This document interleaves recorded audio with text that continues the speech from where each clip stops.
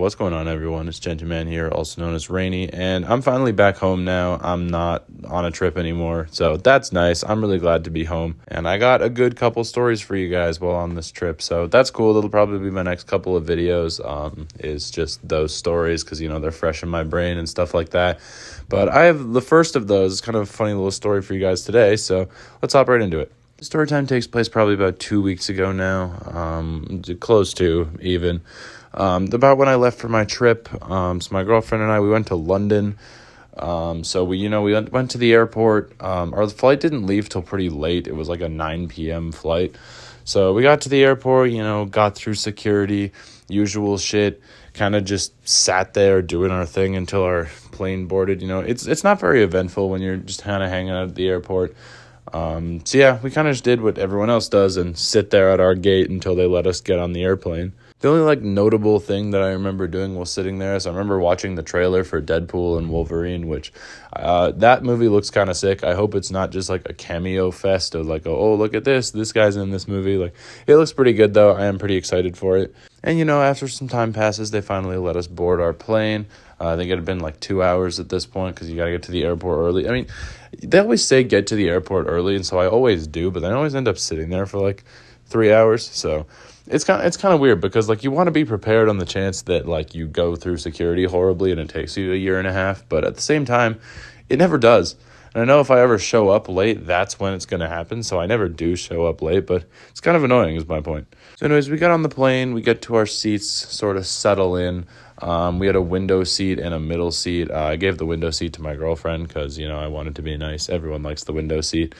I'm kind of the worst though, especially because she's a love-hate relationship with flying. She kind of doesn't like it. But I like to watch out the window as the plane takes off. So I'm sure that was lovely for her. So, we settle in. I look through the whole entertainment system, bookmark a couple movies that I want to watch. I did not end up watching all of them, but I watched a couple.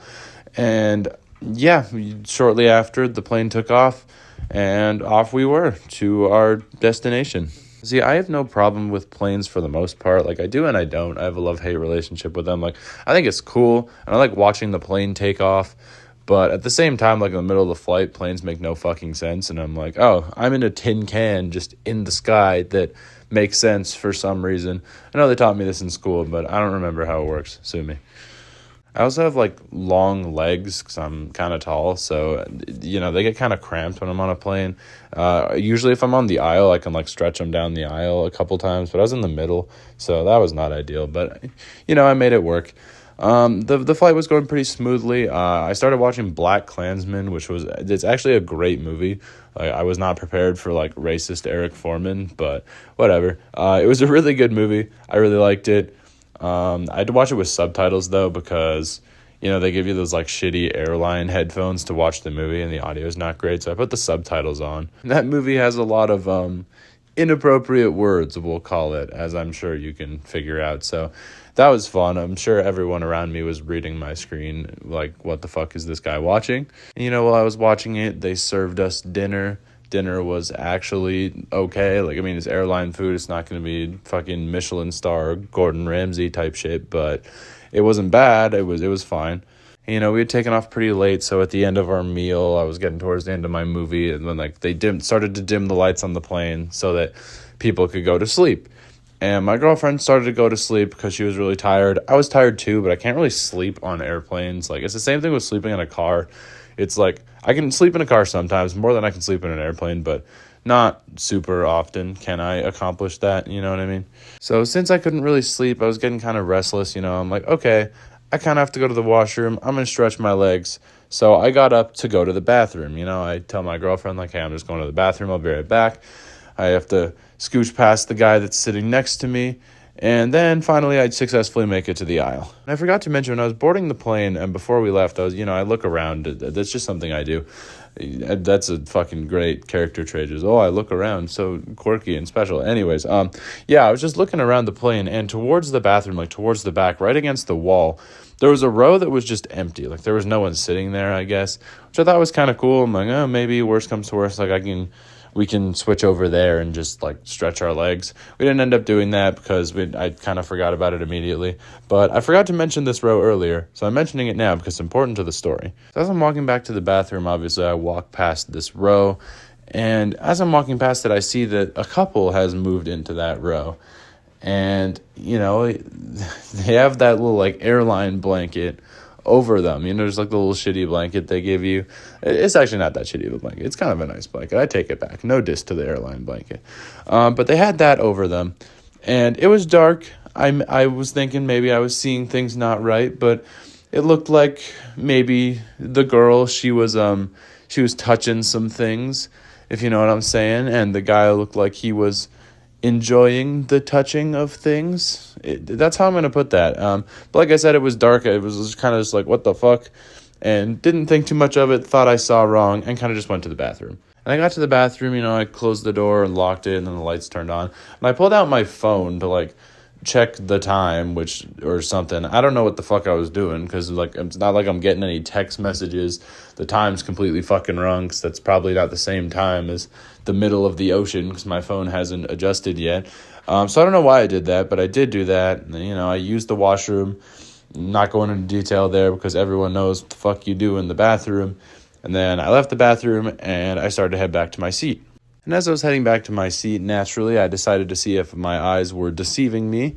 So I looked over as I was walking through the aisles, and I saw that the girl had moved on top of the guy and, you know, had her shirt maybe not in the correct position that it's usually supposed to be in, and was moving.